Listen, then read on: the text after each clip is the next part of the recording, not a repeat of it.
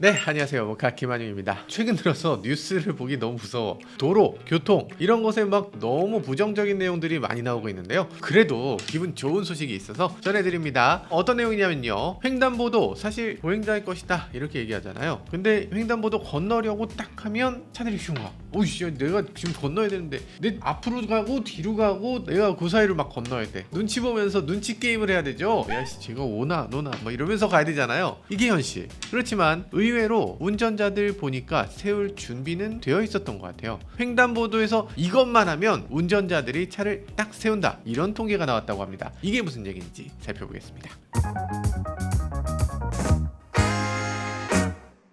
네, 기사를 보시면요. 17일 도로교통공단에 따르면 지난 8월 31일 서울역 부근 무신호 횡단보도에서 손짓을 했을 때 차량 일시정지 비율이 89.5%로 조사됐다고 합니다. 57번 실험을 했더니 51번은 차가 다 멈췄다는 거예요. 내가 손짓을 이렇게 딱 들었는데도 불구하고 그냥 지나친 차 단 6건에 불과했다고 합니다. 그러니까 횡단보도에서 손을 이렇게만 올려서 나 횡단할 거예요 하는 의사만 표시해도 달리는 차량 10대 중에 9대는 반드시 선다, 요 얘기라고 해요. 지난해 이맘때도 테스트에서 손을 들어봤는데 그때에 비해서 1.5%포인트 증가한 수치라고 합니다. 그러니까 손을 들면 선다, 요 얘기죠. 반면에 횡단보도에서 손짓을 안 하고 이렇게 갈까 이런 느낌이면 여기서 정지하는 차 28.3%에 불과했다고 합니다. 그러니까 10대 지나가면 그 중에서 보행자가 지나려고 할 때 멈추는 차가 불과 3대밖에 없었다는 거. 근데 희한한 거는요, 이거 지난해에도 실험을 했는데 지난해 실험에 비해서 오히려 5.7%포인트 하락했다고 합니다. 아니, 사람이 건너려는데 왜 그냥 지나가? 요즘 좀 바빠져서 그런가? 뭐 어떤 이유인지 모르겠지만 보행자가 있다고 해서, 아니면 보행자가 건너려고 하는 요런 제스처 정도로 멈추는 차 비율이 더 줄어들었습니다. 그래도 손 들면 멈추니까, 열의 9은 손 들면 멈춘다는 거니까 보행자가 건너려는지 안 건너려는지 그런 거 잘 보지를 못해서 그렇지 정말로 제대로 건너려는 마음이 있다는 걸 확인만 하면 그래도 확실히 서준다는 거죠. 우리나라 운전자 수준이 그래도 이 정도는 된다고. 아니, 우리나라 운전자 가끔 그런 얘기하는 사람들이 있습니다. 뭐 중국이나 인도나 뭐 한국이나 똑같아 뭐 이렇게 얘기하시는 분들 계신데, 아닙니다. 우리나라 대한민국인데 대한민국 운전자 수준 그래도 남을 배려하는 마음 이 정도는 있는 거예요. 대한민국 문화시민 문화 운전자들이라고. 근데 솔직히 말해서 외국 나가보면 좀 다르긴 하죠. 다들 아마 경험하셨을 거예요. 유럽이나 미국 같은 데 가보면 횡단보도에서 내가 내려가려고도 안 했어. 걸어가다가 횡단보도에서 이렇게 잠깐 돌아서서 차길 쪽을 바라만 봐도 갑자기 차들이 쫙쫙쫙 서죠. 이쪽 끝에서 저쪽 끝까지 그냥 쫙쫙쫙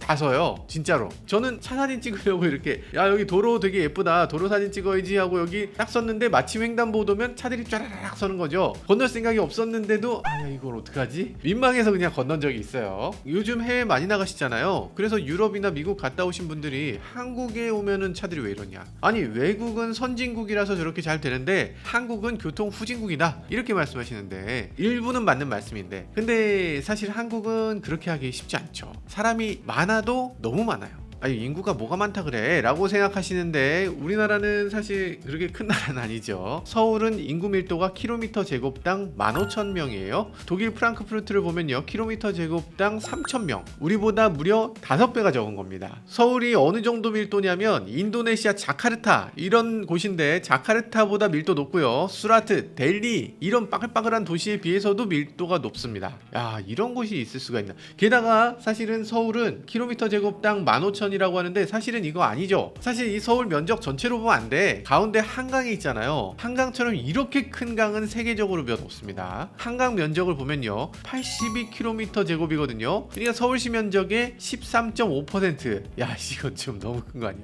옆에 시민공원 빼고 물만 놓고 봐도 서울의 13.5%가 한강입니다. 게다가 서울에는 산도 엄청나게 많죠. 일단 남산 있잖아, 북한산 있죠, 도봉산, 관악산, 뭐 청계산, 뭐 하여간 엄청 많아요. 거기 사람이 못 살잖아. 그러니까 살 수 없는 공간이 서울엔 너무나 많아요. 그래서 실제로 사람이 살 수 있는 면적만 놓고 보면 서울이 카이로, 뭄바이 뭐 제치지 않을까? 제칠 수 있을 걸로 봐요. 그러다 보니까 서울은 밀도가 너무 높아서 사실 여기에 사람이 이렇게 멀쩡하게 살고 있는 것 자체가 기적이죠. 아니, 우리가 그렇게까지 밀도가 막 어마어마하게 느껴지지 않잖아. 아파트들이 요즘 30층, 50층 이런 식으로 올라가니까 이게 밀도가 이렇게 높아도 뭐 살만한데 이게 뭐 그렇게 힘든 건가? 이런 생각이 들잖아요. 근데 외국인 외국인들 한국 오면 뭐라고 합니까? 코리아 너무 다이나믹해요. 와, 코리아 너무 액티브하고 에너제틱해요. 뭐 이러잖아요. 그런 얘기 들으면 우리는 뭐가 그렇게, 아니 뭐가 액티브해? 서울에 볼 게 뭐가 있어? 이러시는데 그분들 입장에선 너무 신기한 거야. 어느 도시에서 왔든 간에 서울에 딱 내려오면 와, 이건 뭐야? 코리아는 왜 아파트가 끝도 없어요? 뭐 이러는 거예요. 우리는 서울 밀도 정도면은 그냥 뭐 그럴 수 있는데 해외에서 오신 분들은 그냥 생전 한 번도 오지 못한 그런 엄청난 광경인 겁니다. 예를 들어서 세계 최대 금융가, 뭐 복잡한 걸로 따지면 엄청난 번화가라고 할 수 있는 뉴욕 월스트리트에서 왔어요 해봤자 뉴욕 주 말고 뉴욕시 이 맨하탄이 킬로미터 제곱당 6,900명입니다. 서울에서 보면 뭐 6,900명? 뭐 어디 시골에서 왔어요? 이렇게 되는 거지. 아니 그 인구 밀도 다 받고 서울은 거기다 얘따 하고 2배 반을 얹어줘야 대충 비슷한 수준이 되죠. 말 나온 김에 대한민국 전체 인구 밀도 순위를 보면 세계 13위. 13위면 괜찮네. 우리 위에 12개가 더 있어 라고 생각되는데 위에 있는 나라들을 보면 마카오, 모나코, 홍콩, 지브롤터, 바티칸이야 씨, 바티칸 인구 몇 명이냐? 바티칸이 나라라고 하기에 좀 방글라데시야. 방글라데시 있네. 팔레스타인? 아이고. 나라 중에서 우리보다 인구 밀도가 높은 나라는 그래도 좀 산다 하는 나라는 대만 정도? 대만 빼고 없어요. 우리나라가 OECD에서 인구 밀도가 단연코 1위입니다. 엄청나죠? 인구가 줄어든다. 사실 우리나라 인구 줄어든다는 건 맞긴 맞아요. 인구 줄어들어서 우리나라 경제 문제 당연히 있죠. 당연히 있는데 지금 보면 우리나라에 있는 수많은 문제들, 인구 밀도가 너무 높아서 생기는 문제들도 상당히 있거든요. 뭐 앞으로 장차 인구가 좀 줄어드는 게 우리나라 전체를 위해서는 좋은 일이기는 하죠. 근데 뭐 당분간은 이 사람들이 다 없어지는 게 아니고 노인이 되니까, 그러니까 노인 비율이 너무 높아지니까 그게 우리나라 경제에 큰 타격을 주겠지만 어쨌든 힘든 시기를 지나고 전체 인구가 조금 줄어들게 되면 지금처럼 이렇게 너무 치열하고 너무 바쁘진 않은 나라로 바뀔 수 있지 않을까, 뭐 그렇게 기대도 됩니다. 뭐 잘 모르지만요. 여튼 서울의 밀도는 OECD 1등에다가 단연코 세계 1등에 가까운, 뭐 진짜 몇 개 빼고는 서울이 그냥 1등이에요.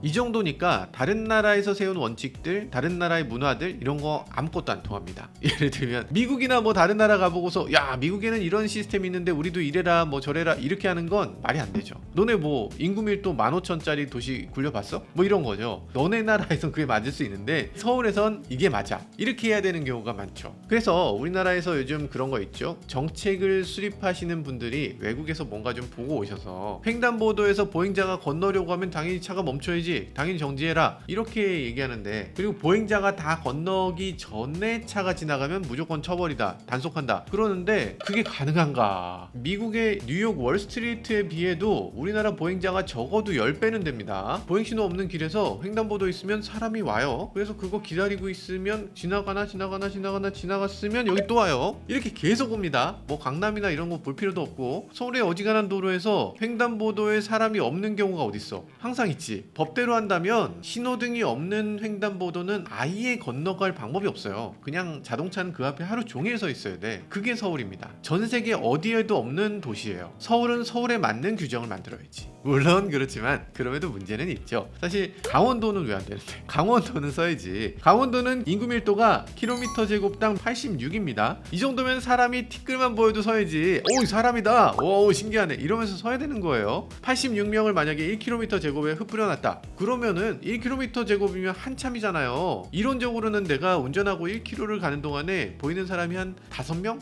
뭐 이 정도 되는 거예요. 아니 그렇게 인구 밀도 낮은데, 그런데 사람 간만에 봤는데 그 사람이 횡단보도 건너려고 서 있는데 그러면 서야지. 그럼 당연히 서야죠. 아마도 우리나라는 지금 자동차 문화가 잘 정착되진 않은 것 같다. 서울, 부산, 인천 뭐 이런 특수한 데서 사람들이 주로 살다 보니까 교통 문화가 좀 발달될 수 있는 기회가 너무 부족했던 게 아닌가 그런 생각이 들어요. 그렇기 때문에 이렇게 손드는 이런 교통 문화 이런 거 만들고 그리고 이걸 지키려고 하는 이런 움직임 굉장히 반갑고 앞으로 꼭 나부터 잘해야 되겠다 이런 생각이 듭니다.